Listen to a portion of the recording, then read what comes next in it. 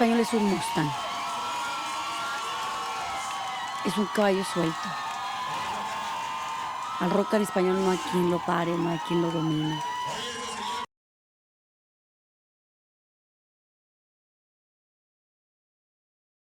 Creo que la diferencia entre la escena de Los Ángeles y de México es, ya no es tan, there's not a big difference anymore. Back in the early 90s, even late 90s, Mexico, the Mexican scene was always a couple of years behind. When the new bands, the new wave of music would reach them a year or 2 years later. Nowadays, because of the internet, now they're on time. You know what I mean? So it's not, ya no es tanto impacto ir a tocar a México y ya no te escuchas así tan innovador porque ya están ellos al tanto de lo que está pasando en todo el mundo. Pero creo que la gente de aquí de Estados Unidos es un poquito más orgullosa, ¿no? Y la gente de México es más apasionada, o sea, más... todavía existe un tipo así como de bitlemanía entre los fans, o sea, les encanta. I mean, people in Mexico go to the shows to enjoy the show, you know? And I feel like people here go to the shows just to criticize or to they're kind of waiting for you to fuck up, you know what I mean? And in Mexico it's more of a party, it's more people aquí la gente no le gusta aplaudir por cierta razón, es una cosa que me he dado cuenta. Yo me acuerdo que hacíamos shows y un chingo de gente y acababa la canción, nadie aplaudía, pero nadie se iba, güey. Entonces para nosotros como músicos, entonces te baja la moral un chingo. Y en México te echas un pedo en el micrófono y la gente se caga, o sea, creo que esa es la diferencia. La situación con la radio es un poco... Es muy difícil, no muchos músicos hablan sobre ello. Cuando Pastilla empezó a tocar aquí en Los Ángeles, ya así profesionalmente, no había radio, no había radiodifusoras, ¿no? Creo que estaba la Superestrella y... They had a different name before, I can't remember. And they would play rock en español from like 12 a.m. to 1 a.m. when nobody was listening to, you know? Ritmo 98.3. Ritmo. Y aparte de que aquí el rock en español, por ejemplo, te siguen poniendo bandas de los 80s. O sea, si existe alguna radiodifusora que tiene 1 o 2 horas de rock en español, ¿qué escuchas? Los Enanitos, Hombres G, Soda Stereo. Eso es like the same shit, you know? Pero no, sí creo que o sea, hay muchas bandas nuevas en toda Latinoamérica, ¿no? Por ejemplo, aquí, ¿cuándo has escuchado El Otro Yo en la radio? This is one of my favorite bands, El Otro Yo, you know? I mean, even Soda Stereo is not as popular as you would think. You know, I think Jaguar is more popular here in LA than Soda Stereo. You know what I mean? And then back in the 90s, I mean, it was Maná all the way, even up until now. I mean, you talk to a gringo and they always tell me, oh, you sound like Maná? Because that's the only rock en español they heard, you know? Victor, do you think that more people know you in Mexico because they speak the language and they play you on the radio, and right here it's just underground? Is that the obvious reason? I think so. I think the fact that we get a lot of radio play in Mexico, and we're very lucky because we're not the type of band that has had the money to pay for to pay payola. But we've been lucky enough that our fans always turn out working at radio stations, so they end up playing us because they like the music. I just did an interview with Rector, which is, I'm not sure if you guys are familiar. Rector is kind of like K-Rock, and the DJ was like, you know, it's really cool. I mean, you guys disappear for years, and then all of a sudden we get an email with one of your songs, and it's always a pleasure listening to it. And up until now, you haven't disappointed us. And I was like, well, yeah, because you're a fan. I remember you from the shows. But yeah, I think that played a big role. The fact that if you go to Mexico, there's plenty of radio stations that will play you. And of course, like we were talking about earlier, there's the payola, you know, factor, which still happens in Mexico.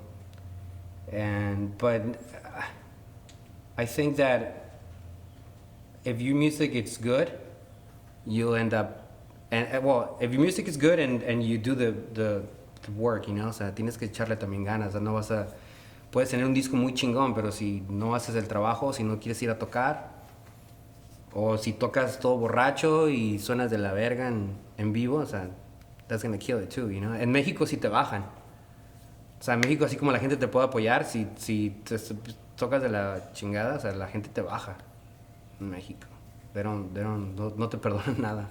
Why do you think Pastilla no se llevó a ese nivel de donde ya you guys make a living out of music? ¿Por qué? ¿Cuál es tu opinión? Mi opinión es, primeramente, Pastilla siempre tuvo demonios internos, ¿no? O sea, we would never, like my brother and I had a love-hate relationship throughout the whole history of Pastilla, you know?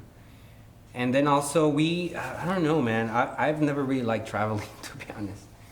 And so moving to Mexico, we went there for a couple times, we lived there for almost a year, you know, here and there, but we never did the transition that Enjambre did, you know, to move over there. And then also in 2003, my son was born. So that kind of kept me in LA. You know, I really took that up. Vengo de una familia así con raíces así super familiares, ¿no? So, I wanted to be there for my son, and so that kind of kept me from actually moving to Mexico, you know.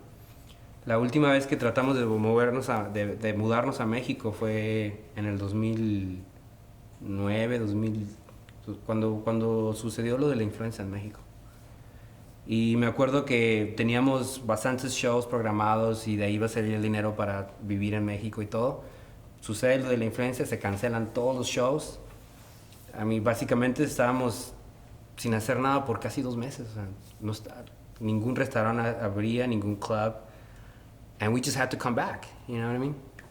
A couple years later, that was when Enjambre ended up moving over there, and they basically moved their family over there. I mean, Luis moved his wife and his daughter, and they're living over there. You know what I mean? I wasn't able to do that, so that's just kind of.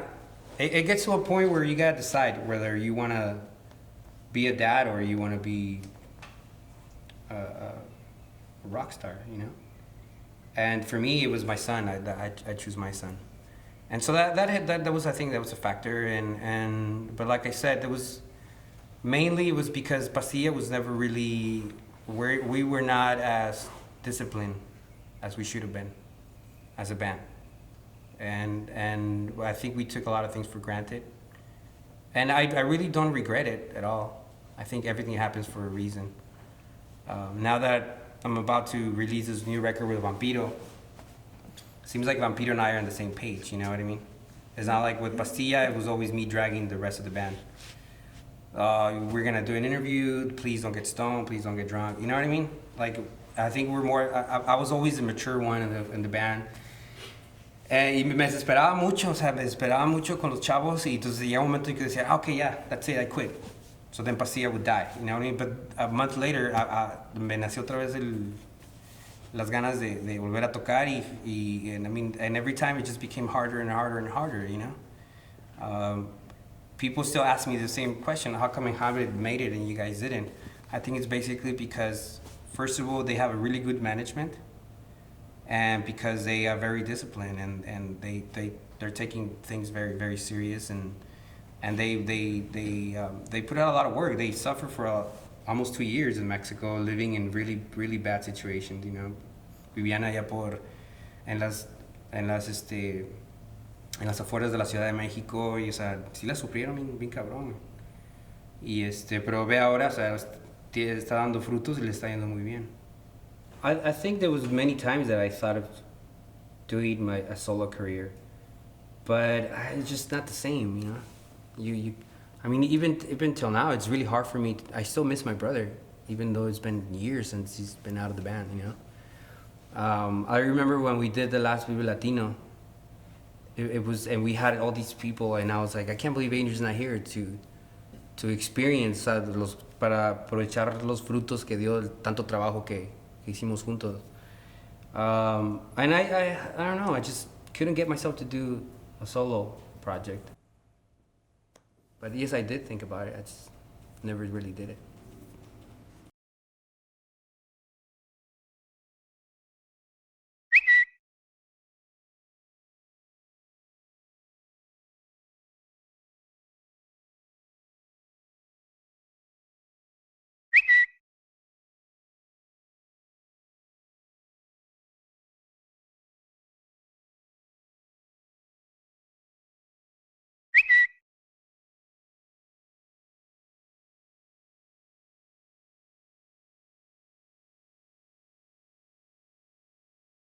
Es que Checo Sound quizás es la persona adecuada para comentar esta información que ayer estuvo muy presente en todos los medios respecto a las declaraciones, bueno, no declaraciones, a los tweets que escribió el vocalista de la banda Pastilla, que es un mexicano llamado Víctor Monroy, quien llamó a los mexicanos basura humana. ¿Qué? O sea, de entrada, no hay peor racista que el que pertenece a la raza en cuestión. Exactamente. Y entonces publicó en las redes sociales, por ejemplo, esto: no vuelvo a tocar o visitar México y su población podrida y mediocre. Mi música es mía y jamás volveré a escribir para ustedes. Lucharé por expulsar su mendiga raza de Estados Unidos. Ojalá se mueran en un temblor todos. Este fue uno de los mensajes que luego eliminó. Hola, ¿qué tal amigos? Les habla Chuy Michel, ex músico de la banda Pastilla. Este video es para aclarar varios malentendidos que se dieron gracias a diversas publicaciones muy lamentables que el frontman o líder de la banda realizó en estos pasados días, en las que tristemente ofendió al pueblo no solo mexicano, sino latino también, así como a los fans y que en repetidas ocasiones hizo anteriormente.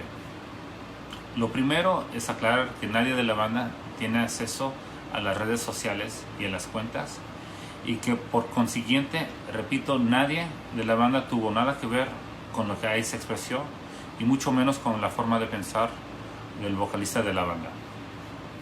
Yo y mis compañeros que actualmente formábamos parte del grupo, así como los ex músicos que por temporadas tocaran en esta agrupación, reprobamos en su totalidad este acto y por supuesto no estamos de acuerdo con lo expresado ni compartimos el mismo sentir.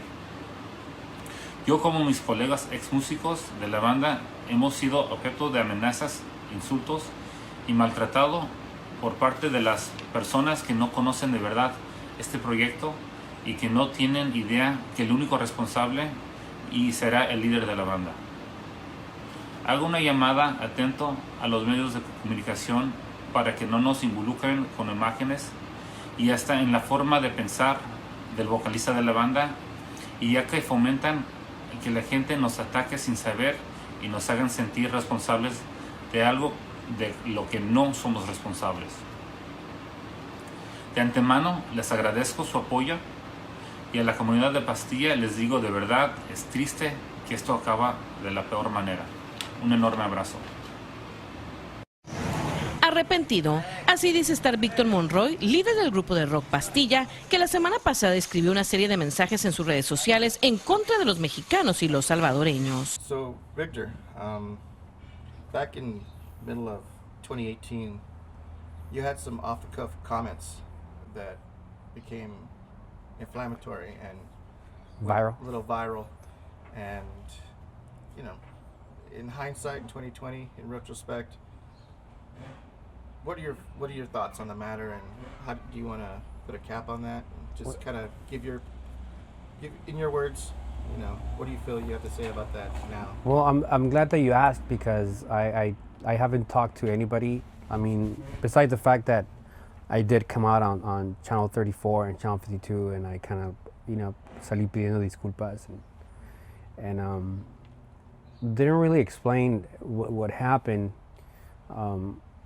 You know, Pastilla has been one of the pioneers of rock en español, and being one of the first, you know, the head of a spear, you have to break ground, you know, and it's really hard sometimes.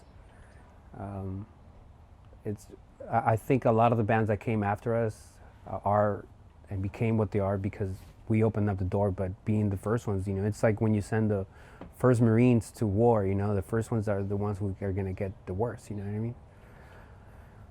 I mean?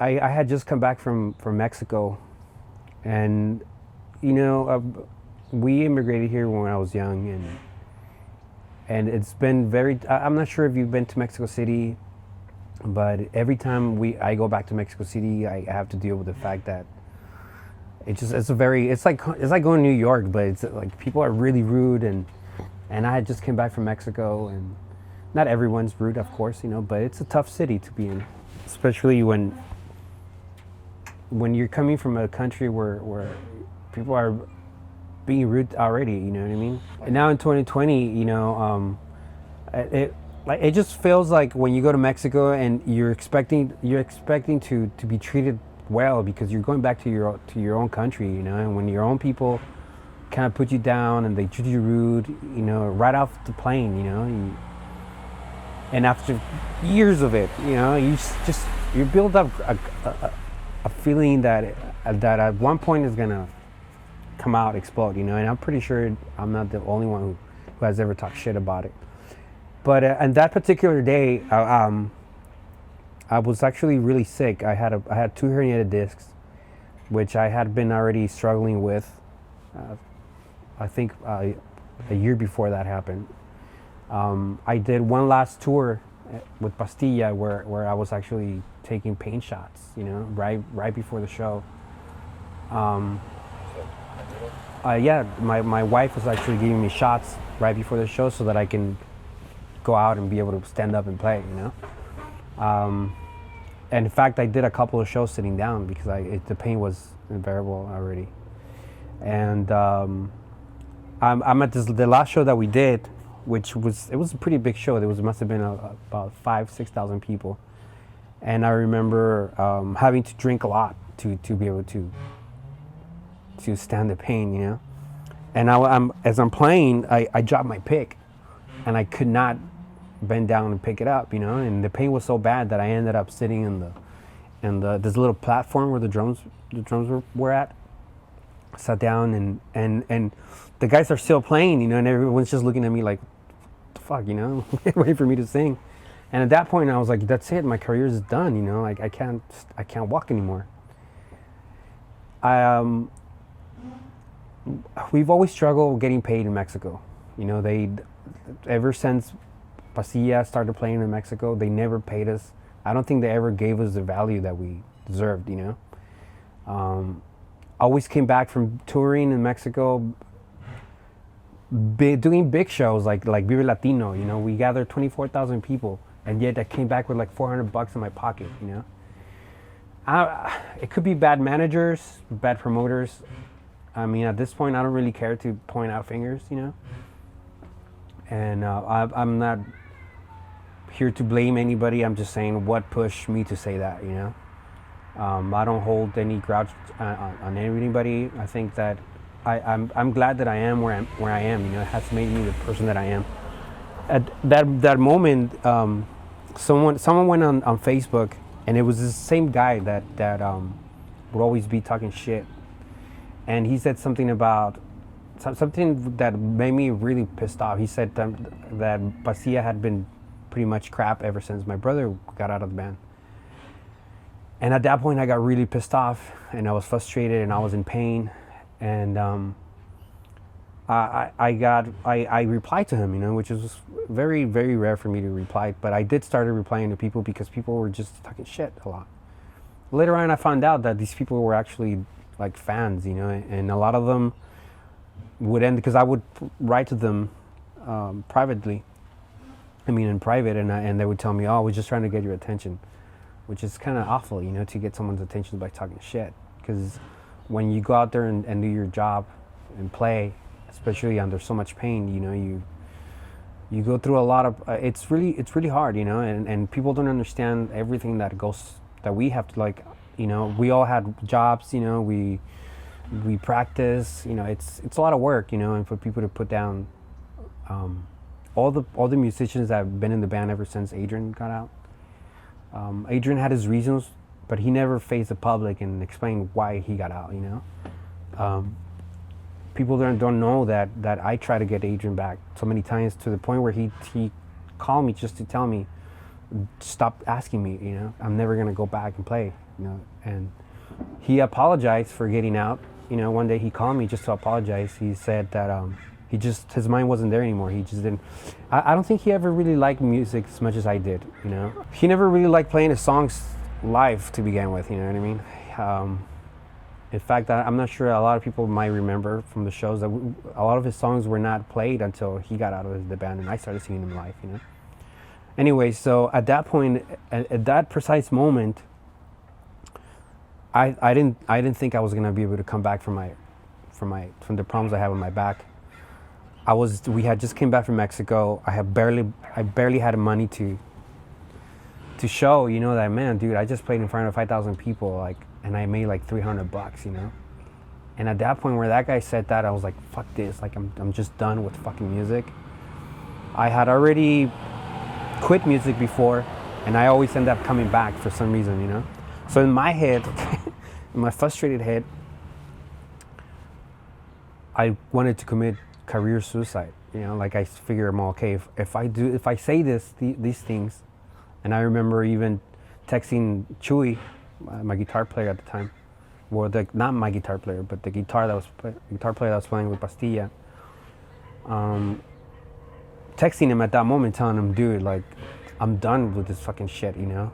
Like, and he texted me back, like, just come down, you know, like, because I would always tell him my frustrations, you know what I mean. And I told him, dude, I don't think we're ever gonna come back after this, after what I'm about to fucking say. And that's when I replied to that guy, and I posted, you know, fuck Mexicans and fuck everybody, because I just never I wanted to make sure that I wasn't gonna be able to come back anymore, you know. And it so happened that someone made it viral, you know. It was this, there was una publicación on Facebook que se llama Conciertos México, and the guy just made it viral, you know. He reposted my post, and then just everyone just found out. By the time I kind of like realized what I've done, it was too late.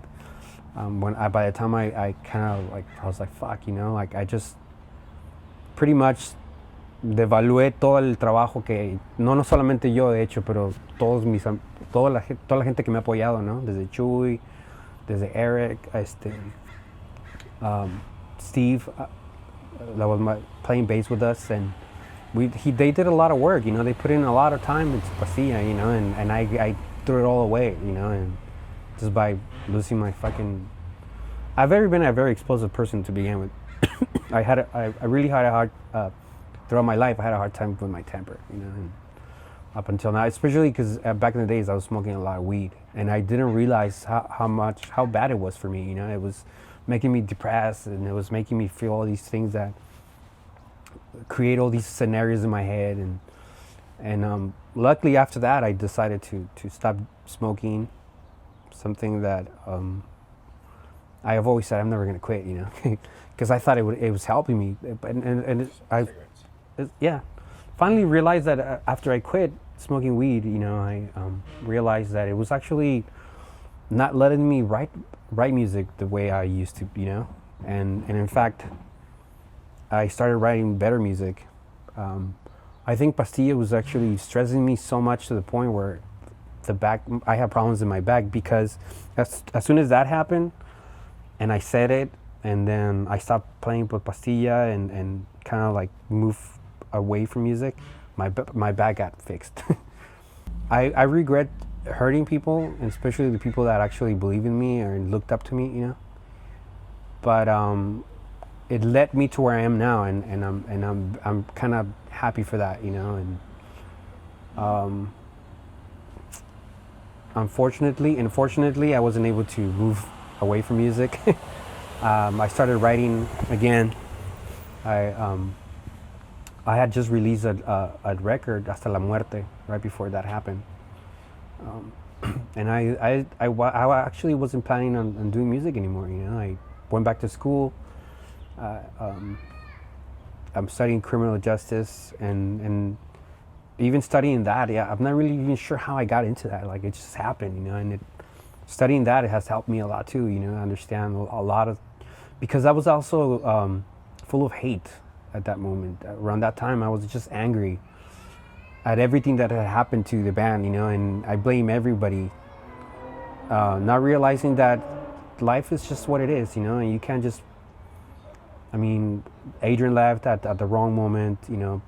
Eric moved to Portland, and I love Eric, but he was always a really hard person to play with and to work with, you know, because, and I understand him too, because he's half white, he's half Mexican.